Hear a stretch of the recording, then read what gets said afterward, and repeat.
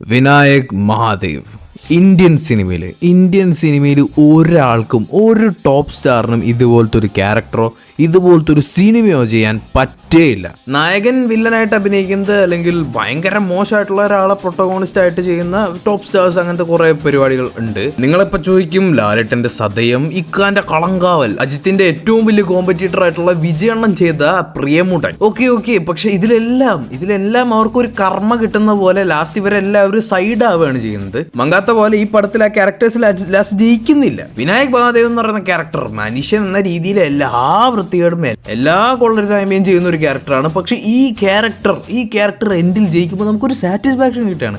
അത് എന്തുകൊണ്ടാണ് ആരെങ്കിലും വിചാരിച്ചിട്ടുണ്ടോ? പർപ്പിൾ കൗ എഫക്ട് എന്ന് വേണമെങ്കിൽ നമുക്കിതിനെ പറയാവുന്നതാണ്. ഞാൻ നേരത്തെ പറഞ്ഞ പോലെ സതയം, ലാലേട്ടൻ്റെ സതയം, അതിൽ വില്ലനായിട്ട് തന്നെയാണ് കാണിച്ചിട്ടുള്ളത്. പുള്ളിയുടെ ക്യാരക്ടർ, പുള്ളി ചെയ്യുന്ന കാര്യങ്ങളൊക്കെ കാണുമ്പോൾ നമുക്ക് പേടിയാവും. പിന്നെ കളങ്കാവൽ നമ്മൾ പിന്നെയും കുറച്ചുകൂടി സെലിബ്രേറ്റ് ചെയ്തു എന്ന് വേണമെങ്കിൽ പറയാം. ആ ഒരു പടം, ആ ഒരു ക്യാരക്ടർ, ഇക്കാൻ്റെ ക്യാരക്ടർ പ്രത്യേകിച്ച് വരുമ്പോൾ നല്ല രസമായിരുന്നു ആ പടം ഇരുന്ന് കാണാൻ. പക്ഷേ അതിൻ്റെ ക്ലൈമാക്സ് എന്ന് പറയുന്ന സംഭവം മറ്റേ വിനായകൻ്റെ അടി വാങ്ങിച്ച് അവസാനം സൈഡായിട്ട് പുള്ളി തോക്കുന്ന രീതിയിലാണ് വെക്കുന്നതും. ഒന്നാമത് ഇന്ത്യൻ സിനിമ എന്നല്ല, ഈ ലോക സിനിമയിൽ തന്നെ ഹീറോ എന്ന് പറഞ്ഞാൽ ഒരു നല്ലവൻ, അങ്ങനത്തെ ഒരു സെറ്റപ്പ് സംഭവമുണ്ട്, അങ്ങനെ ഒരു ഫോർമാറ്റ് ഉണ്ട്. പക്ഷേ മോശമായിട്ടുള്ള ഒരാളെ, അങ്ങേയറ്റം ബാഡായിട്ടുള്ള ഒരാളെ പ്രൊട്ടഗോണിസ്റ്റ് ആയിട്ട് വെച്ചാൽ ലാസ്റ്റ് ഒന്നില്ലെങ്കിൽ അയാൾക്ക് കർമ്മ കിട്ടും, അല്ലെങ്കിൽ അയാൾ സൈഡാവുകയും ചെയ്യും, അല്ലെങ്കിൽ ഭ്രാന്തായി പോവും. അങ്ങനെ വേറെ സംഭവങ്ങളാണ്. അല്ലെങ്കിൽ നമ്മൾ സ്ഥിരം കാണുന്നൊരു പരിപാടിയുണ്ട്. ഇപ്പോൾ ജസ്റ്റ് നായകൻ, അല്ലെങ്കിൽ ആ ഒരു ക്യാരക്ടർ ഭയങ്കര മോശമാണെങ്കിൽ പുള്ളിക്കാരനൊരു ട്രോമാറ്റിക് പാസ്റ്റ് ഉണ്ടായിരുന്നു, അതുകൊണ്ടാണ് അവൻ ഇങ്ങനെ ആയത്, അങ്ങനത്തെ കുറേ സംഭവങ്ങൾ കാണിച്ച് ഈ പുള്ളിനെ ജസ്റ്റിഫൈ ചെയ്യാൻ നോക്കും.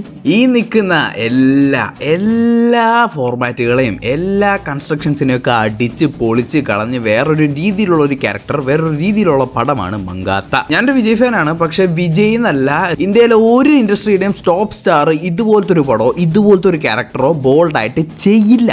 നിങ്ങളിപ്പോൾ ചോദിക്കാം, മമ്മൂക്ക, ലാലേട്ടൻ, ഇങ്ങനെ നമ്മുടെ ഇവിടുത്തെ സ്റ്റാർ എന്ന് പറയുന്ന സിസ്റ്റം വേറെ, അവിടെ വേറെ. നമ്മുടെ ഒരു ഇൻഡസ്ട്രി ശരിക്കും സ്റ്റാർ എന്ന് പറയുന്ന കാര്യത്തിൽ ഭയങ്കര ഒരു എക്സെപ്ഷനാണ്. നമ്മുടെ മലയാള ഇൻഡസ്ട്രിയിൽ ട്രൂ സ്റ്റാർ എന്ന് പറയാൻ പറ്റുന്ന ഒരേ ഒരു ആക്ടറേ ഉള്ളൂ, അത് മോഹൻലാൽ മാത്രമാണ്. പുള്ളിക്ക് വരെ ചില സമയത്ത് എക്സെപ്ഷൻസ് ഉണ്ടാവാറുണ്ട്. പുള്ളി ഒരു മോശം പടം ആയിട്ട് കൊണ്ടുവന്നാൽ ചിലപ്പോൾ അത് 1 കോടി 1.5 കോടി പോലും അടിക്കില്ല.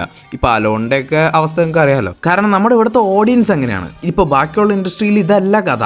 ഒരു ആക്ടറായിട്ടിരിക്കുമ്പോൾ നമുക്ക് എങ്ങനത്തെ വേണമെങ്കിലും പടം ചെയ്യാം, എങ്ങനത്തെ വേണമെങ്കിലും റൂൾ ചെയ്യാം, ആരും ഒരു കെയർ ചെയ്യില്ല. പക്ഷെ സ്റ്റാർ ആവുമ്പോൾ, അതും ടോപ്പ് സ്റ്റാർ ആവുമ്പോൾ, ഒരു ഇൻഡസ്ട്രിയിൽ തന്നെ നമുക്ക് ഒരു മാർക്കറ്റ് ഉണ്ടാവും, നമ്മുടേതായിട്ടുള്ള ഒരു ഫാൻ ബേസ് ഉണ്ടാവും. അപ്പോൾ ഇവരെല്ലാവരെയും നമ്മൾ തൃപ്തിപ്പെടുത്തണം. അപ്പോൾ നമുക്ക് അങ്ങനെ മാർക്കറ്റ് വിട്ട് കളിക്കാൻ പറ്റില്ല. പിന്നെ പബ്ലിക്കലി നമുക്കൊരു വില, ഇപ്പം നമ്മുടെ ക്യാരക്ടേഴ്സ് അനുസരിച്ച് നമ്മൾ ചെയ്യുന്ന ക്യാരക്ടേഴ്സ് ഇത്തിരി ബാഡൊക്കെ ആയാൽ ആൾക്കാർ നമ്മളെ കൂട്ടക്കുരുതി ചെയ്യും. അതുപോലെ നമ്മൾ ചീത്തയും തെറിയും പറയുന്ന ഒരു ഗ്രൂപ്പ് ആൾക്കാരുണ്ടാവും. അതൊക്കെ പോട്ടെ, ആനിമൽ ഇഷ്ടമാണെന്ന് ഞാൻ പറഞ്ഞതിന് ഞാൻ കേൾക്കാത്ത തെറിയും തേപ്പും ഇല്ല. അപ്പോൾ സാധാരണയായിട്ടുള്ളൊരു എൻ്റെ അവസ്ഥ ഇത്.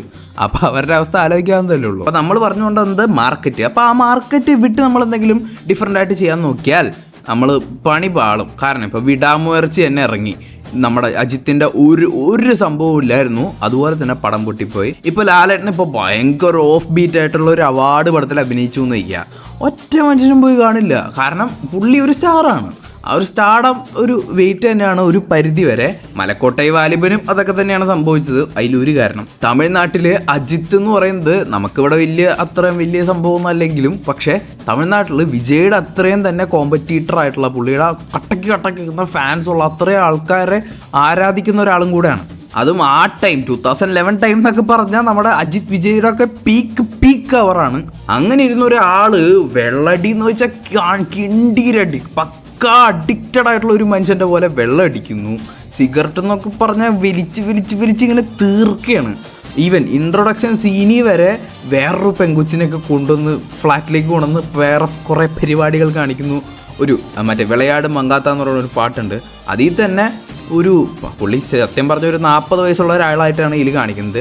അതിൽ തന്നെ റിലേഷൻഷിപ്പിലുള്ളത് 20 വയസ്സുള്ള തൃശ്ശിയായിട്ട്. അതിൻ്റെ ഇടയിൽ ഇതുപോലത്തെ ചില പരിപാടികളും പോരാത്തതിന് ഇൻട്രൊഡക്ഷൻ പാർട്ടിയിൽ തന്നെ ഒരു പുള്ളിക്കാരി നമ്മുടെ റായലക്ഷ്മിയുടെ ഒപ്പം ഡാൻസ് കളിക്കുമ്പോൾ തന്നെ വേറൊരു ചെറിയ പെണ്ണ് സൈഡിൽ നിന്ന് നോക്കുന്ന കാണുമ്പോൾ അപ്പം തന്നെ പുള്ളിക്കാരിയോടൊപ്പം പോവുക.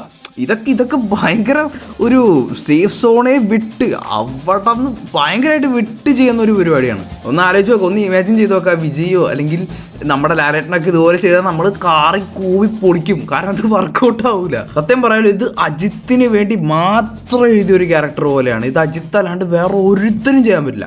വിനായക് മഹാദേവ് എന്ന് പറയുന്ന ഒരു ക്യാരക്ടർ 100% വില്ലനായിട്ടുള്ള ഒരു ക്യാരക്ടർ. 500 കോടി കൊള്ളയടിക്കാൻ വേണ്ടിയിട്ട് ഒരു 10-20 വയസ്സുള്ള ഒരു പെങ്കുച്ചിൻ്റെ ഒപ്പം റിലേഷൻഷിപ്പിലാവുക. എന്നിട്ട് പുള്ളിയുടെ ആ ഒരു വഴി ഇൻഫോർമേഷൻസ് ഒക്കെ കളക്ട് ചെയ്തിട്ട് അവളെ തന്നെ ചതിക്കുക. അതും ആ സീൻ എന്നൊക്കെ പറഞ്ഞാണ്ടല്ലോ പ്യുവർ സൈക്കോട്ടിക് ആണ്. അതായത് ഈ തൃഷയുടെ അച്ഛനെ പുള്ളിക്കാരൻ കാറിലിങ്ങനെ കൊണ്ടുവരുമ്പോൾ പുള്ളി ഒരു പോയിന്റിൽ വെച്ചിട്ട് തൃഷ അവിടെ നിൽക്കുന്നുണ്ട്, ഇത് കാണും. അത് കണ്ടപ്പോൾ തന്നെ പുള്ളിക്കാരൻ്റെ അച്ഛനെ ആ ഡോർ ഓർന്ന് ചവിട്ടി പുറത്തിടുകയാണ്.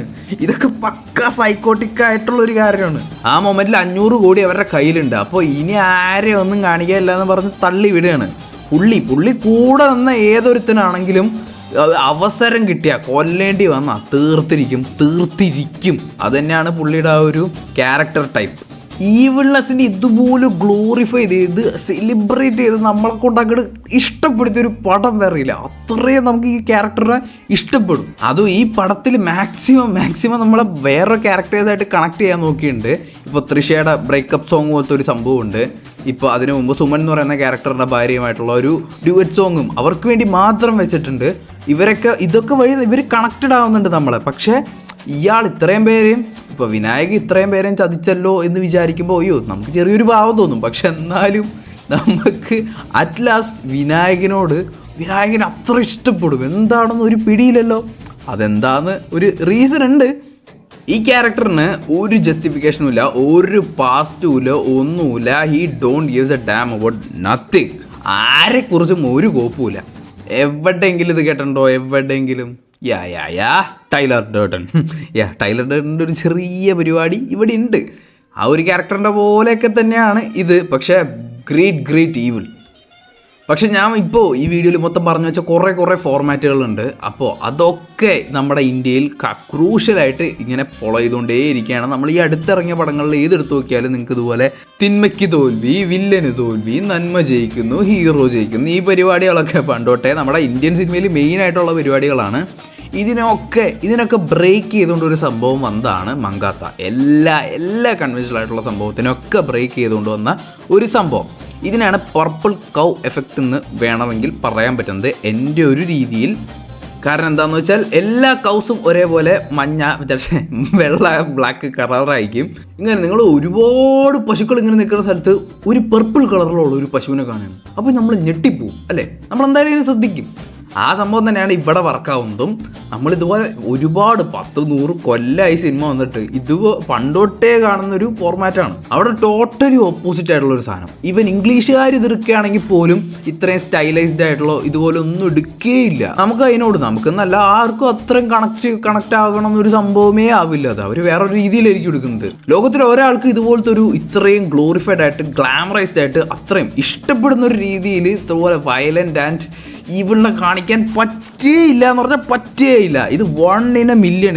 ഇത് ഇനി വരെയില്ല ഇതുപോലത്തെ ഒരു പടം. ഇനി മുമ്പുമില്ല, ഇനി ശേഷവുമില്ല. 500 കോടിടാ പോടാ വരുമാ.